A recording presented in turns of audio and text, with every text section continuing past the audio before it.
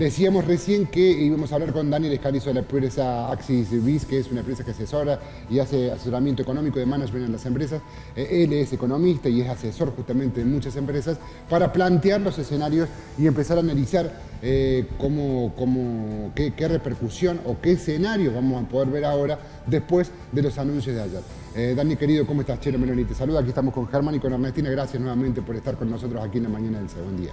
Chelo, Germán, Ernestina, muy buenos días. ¿Cómo están? Gracias por invitarme.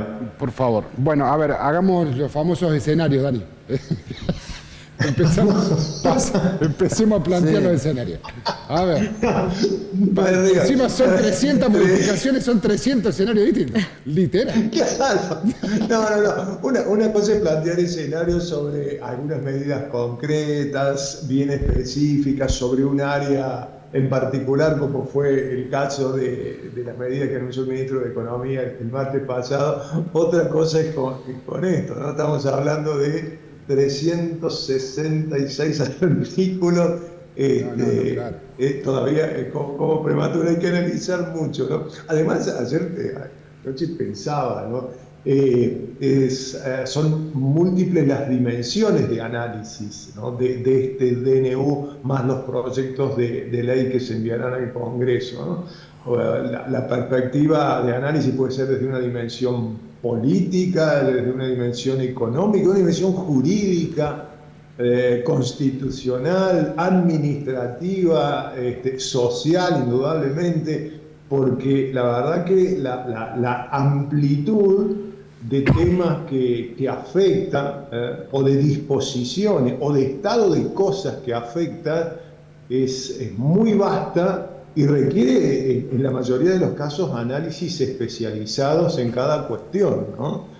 Pero me parece que está en línea con lo que vino diciendo Milei como candidato, esto de desregular la economía. Y lo hablábamos, chicos, ¿no? Recuerden que hemos hablado en cuanto a las líneas de gobierno, el nuevo gobierno, esto de corregir el déficit fiscal, modificar el régimen cambiario, luego la desregulación de la economía y la reforma del Estado, porque lo que se anuncia es que esto es solo la primera parte. De hecho, desde el gobierno dice la punta del iceberg, luego viene una reforma más profunda del Estado. Así que habrá que ver cómo evoluciona y, con respecto a los escenarios, cómo se afectan distintos sectores. Cada sector tendrá que ser analizado desde una mirada particular, además del análisis global de estas dimensiones que recién les decía, ¿no?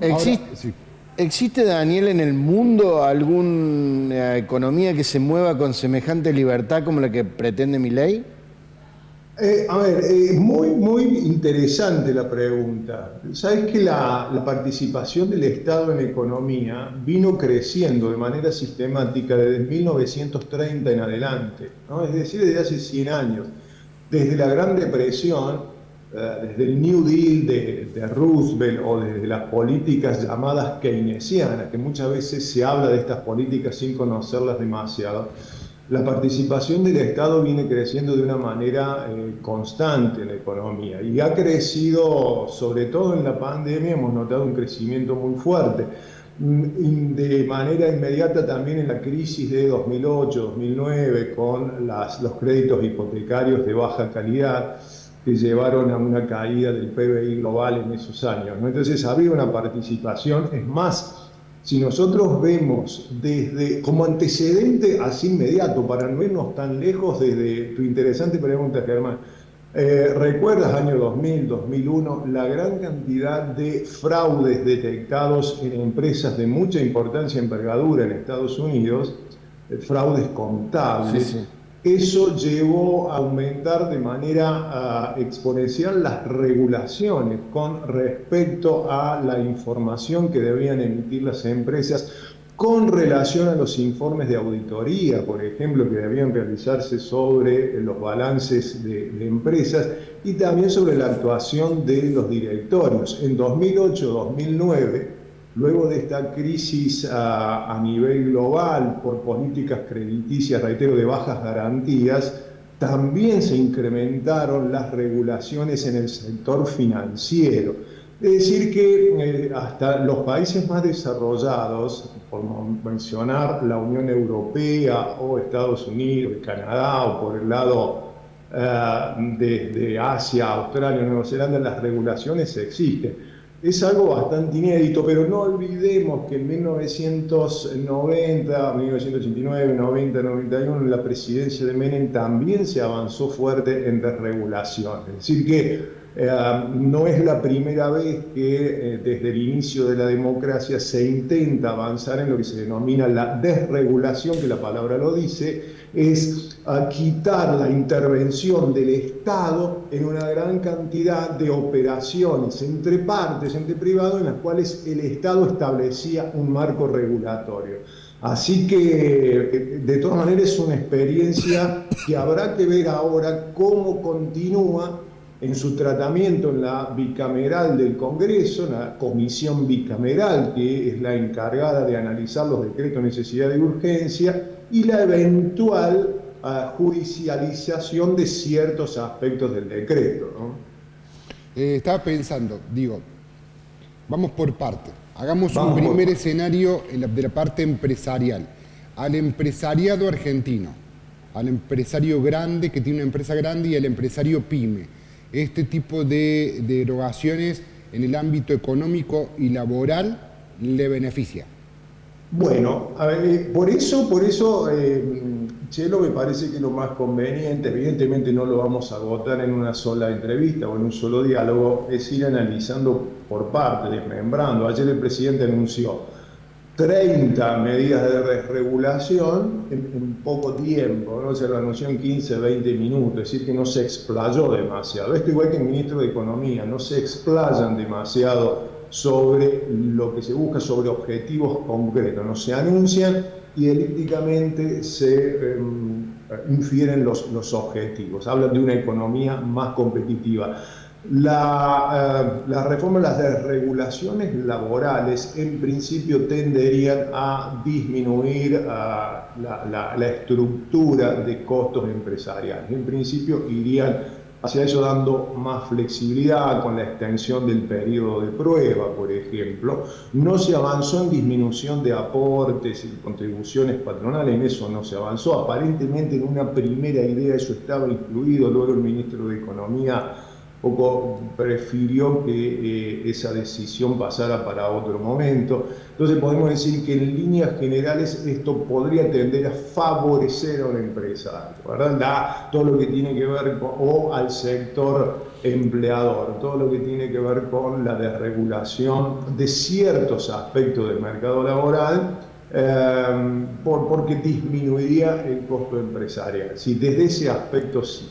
Ahora, hay otros aspectos que las pymes pueden llegar a verse perjudicadas, ¿no? Por eso es que hay que analizar parte por parte. No digo las pymes, que es lo que estoy tratando de focalizarme y desmenuzar el decreto en cuanto a cómo impactaría en pequeñas y medianas empresas. La apertura de importaciones y exportaciones en una primera instancia puede perjudicar a pequeñas y medianas empresas. Esto ya lo venimos diciendo, ¿no? Que no estén en condiciones de competir. Si esto se acompaña de algún tipo de política de asistencia crediticia o financiera para disminuir el rezago tecnológico y de gestión que hay entre las pymes y las grandes empresas, creo que podría compensar de alguna manera la desregulación del comercio exterior, ¿no? Lo que hace que las pymes deban competir con productos importados. Otro tema que puede afectar a las pymes es la derogación de lo que tiene que ver con las regulaciones, las leyes de compra nacional y a ciertas economías regionales la ley de góndolas, ¿no? Porque se deroga la ley de góndolas que establecía ciertos espacios para los productos regionales. Entonces, allí estaríamos en una situación de afectar las economías regionales, al igual que la desregulación de ciertos institutos, como ejemplo que regulaban la producción de yerba, de azúcar, la industria vitivinícola, la industria del turismo, etc. Entonces hay que ver punto por punto ahí en ese caso. Claro, no, y aparte nos queda, a las pequeñas y medianas empresas. Me parece que para otro momento podemos hablar de las economías regionales, para otro momento podemos hablar de lo que es el tema minero y el tema litio, que me parece que esto de la liberación de la compra de tierras o de la ley de tierras va a generar que venga mucha inversión internacional a comprarte tus lugares donde tenés litio y mina y las minas, entonces perdés recursos naturales propios. Me parece allí que... hay otro tema, allí hay otro tema necesario para conversar, igual que algo muy sensible para la clase media que tiene que ver con la derogación de la ley de alquileres y la desregulación de de operatoria de las obras sociales, ¿no? Sobre todo donde ya no habrá fijación de precios máximos en cuanto a planes de obras sociales. Por ahí puede tener de positivo esto, que si yo me quiero afiliar a una prepaga, mis aportes no tendrán que ir primero hacia una obra social y después derivarse hacia una prepaga, es decir, que va a haber competencia. Prácticamente las prepagas se asimilan a obras sociales, pero tampoco habrá regulación en los precios, ¿no? Lo cual, convengamos que ante los déficits de prestación de servicios de salud de muchas obras sociales sindicales o estatales, muchos sectores de clase media acuden a obras sociales privadas, y cuando se levantan barreras en cuanto a aranceles, esto puede afectar los ingresos sobre todo de la clase media, ¿no? Entonces, y estamos hablando de un sector muy sensible como es el acceso a los servicios de salud, ¿no? Entonces habrá que ver también si acá esta idea de desregular incentiva la competencia y los precios tienden a bajar y no a subir, ¿verdad? Claro. Dani, nos quedan un montón de cosas. Después lo charlamos y seguimos charlando. Me parece que en este primer pantallazo estuvo interesante y después lo seguimos charlando. ¿Te parece? Lo seguimos hablando cuando ustedes quieran, ¿no? O sea, por eso digo, hay que ir desmenuzándolo de a poco. Hay que ir masticándolo y ir viéndolo paso por paso. Como sí, siempre. Totalmente, pero bueno, vamos de paso a paso. Vamos de poco. Como siempre, un gusto y muy claro, Dani. Gracias, chicos. Clarísimo. Un abrazo. Te mando un abrazo grande.